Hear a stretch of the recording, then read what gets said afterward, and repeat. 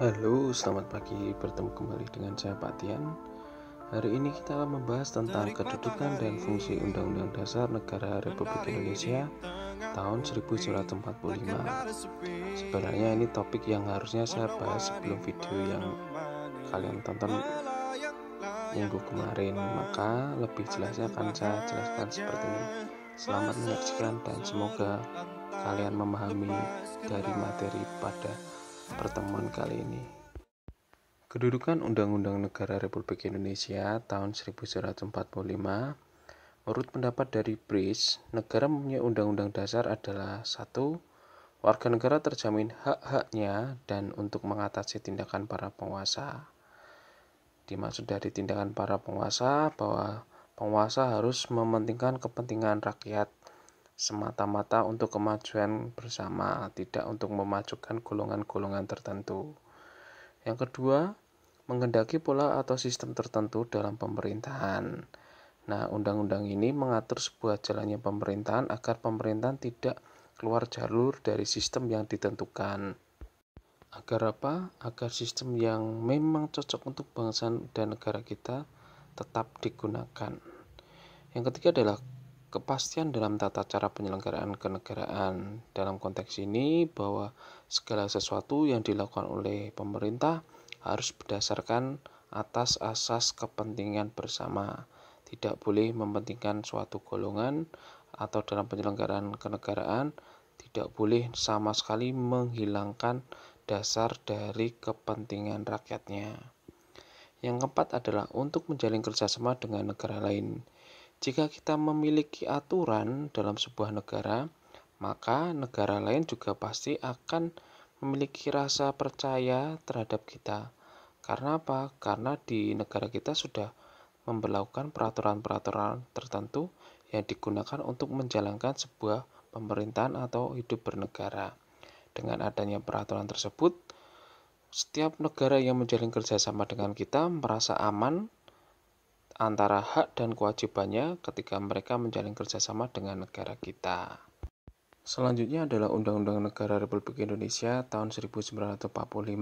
Pembentukannya berdasarkan adanya kehendak para pembentuk Negara Kesatuan Republik Indonesia sesaat setelah proklamasi kemerdekaan tanggal 17 Agustus 1945. Tepatnya pada tanggal 18 Agustus 1945 diadakan sidang yang pernah kalian bahas di kelas 1, yaitu sidang PPKI, di mana salah satunya adalah menentukan dasar negara kita, menentukan dasar hukum negara kita. Hal ini dimaksudkan agar terjamin penyelenggaraan ketatanegaraan Negara Kesatuan Republik Indonesia secara pasti, adanya kepastian hukum. Kenapa harus ada namanya kepastian hukum? Seperti yang saya bilang tadi, dalam menjalankan pemerintahan harus berdasarkan kaidah-kaidah tertentu yang harus dimiliki sebuah pemerintahan. Yang diutamakan adalah kepentingan bersama atau kepentingan rakyat. Maka dari itu adanya undang-undang dasar ini agar membantu negara bisa mengikuti semua jalan atau mengikuti rel yang harus ditentukan agar tercapai tujuan bersama. Supaya apa? Supaya tidak melenceng dari cita-cita bangsa Indonesia itu sendiri. Undang-Undang Dasar Negara Republik Indonesia tahun 1945 merupakan sebagian dari hukum dasar, yaitu hukum dasar tertulis. Jadi, UUD Negara Kesatuan Republik Indonesia bukanlah satu-satunya hukum dasar. Di kelas 7 bab kedua kalian belajar tentang apa? Tentang norma-norma. Nah, maka dari itu hukum dasar di negara kita tidak hanya sebatas Undang-Undang Dasar 1945, tetapi juga ada hukum dasar yaitu norma-norma yang berlaku. Maka dari itu, dalam penerapan Undang-Undang Dasar 1945 akan didasari oleh norma-norma yang berlaku juga. Selanjutnya adalah sistematika Undang-Undang Dasar 1945. Nah, berikut ini adalah isi dari Undang-Undang Dasar, di mana kita melihat berapa pasalnya, berapa babnya, berapa ayatnya. Oke, yang pertama adalah 16 bab diubah menjadi 21 bab. Nomor 2 adalah 37 pasal diubah menjadi 73 pasal. Nomor 3 adalah 49 ayat diubah menjadi 170 ayat. Nomor 4, 4 pasal peralihan menjadi 3 pasal peralihan. Nomor 5, 2 ayat tambahan diubah menjadi 2 pasal tambahan. Nah, sedangkan Undang-Undang Dasar atau pembukaan Undang-Undang Dasar ini terdiri dari 4 alinea. Nah, kenapa kok bisa berubah-ubah? Sebelum saya menjelaskan kenapa bisa berubah-ubah, akan saya jelaskan terlebih dahulu. Apa sih nama dalam pengubahan Undang-Undang Dasar atau isi di Undang-Undang Dasar?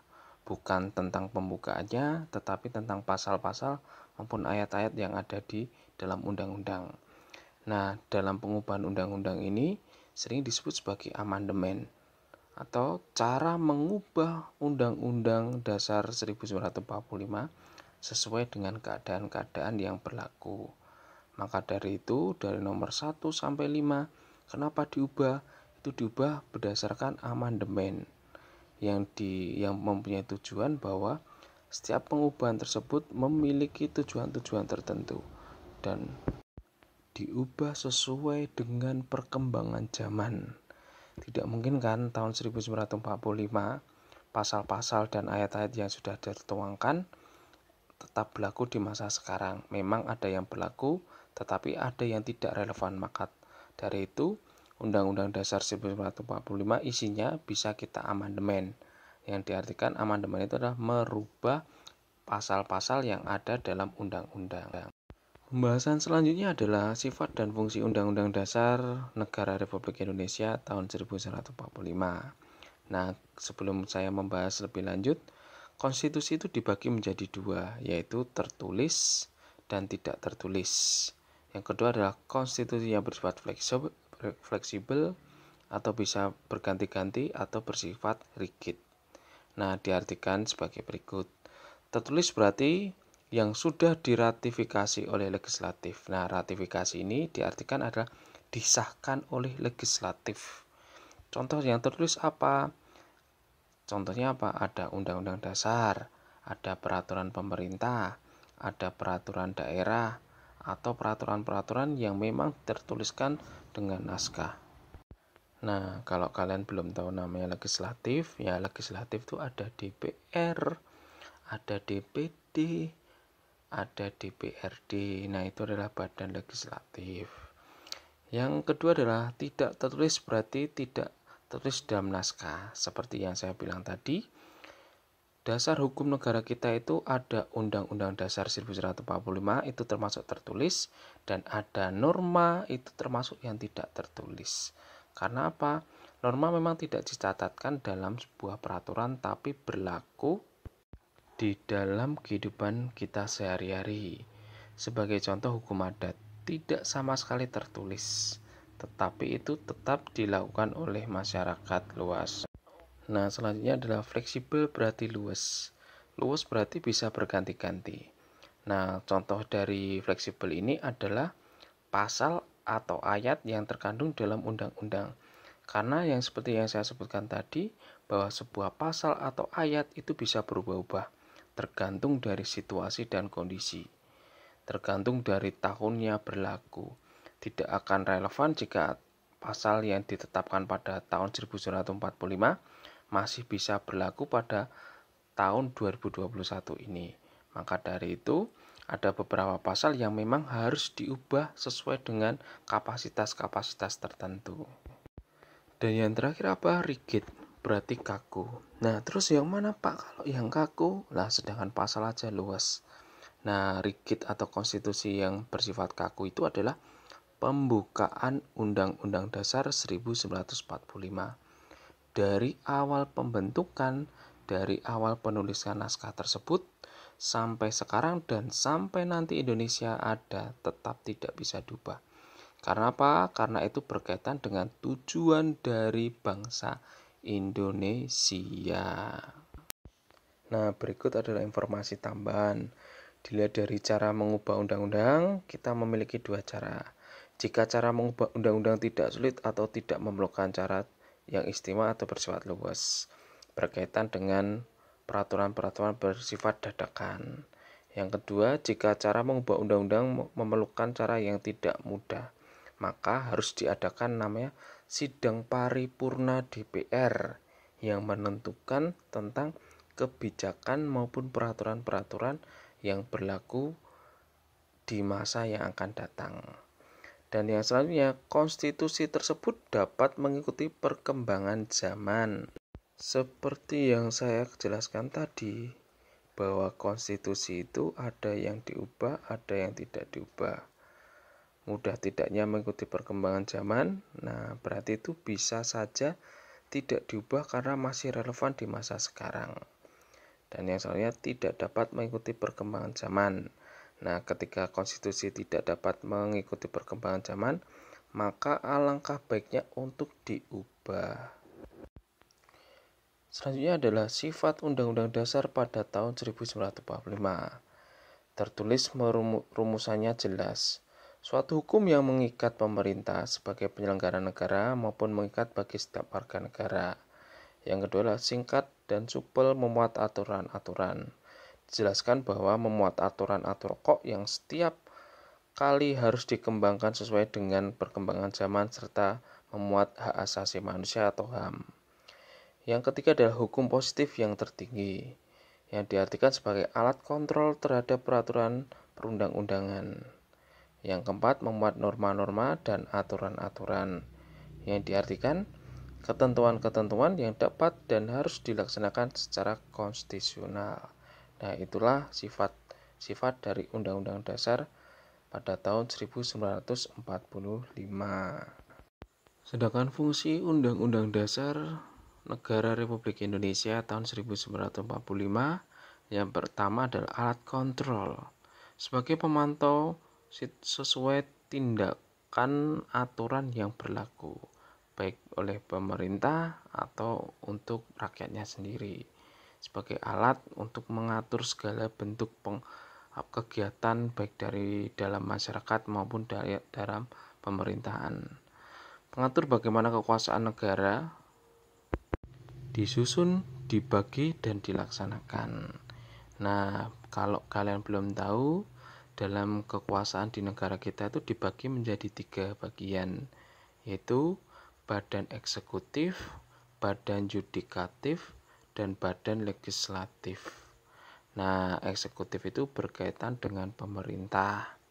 Sedangkan yudikatif itu berkaitan dengan penegak hukum seperti Mahkamah Agung, Mahkamah Konstitusi, dan sebagainya.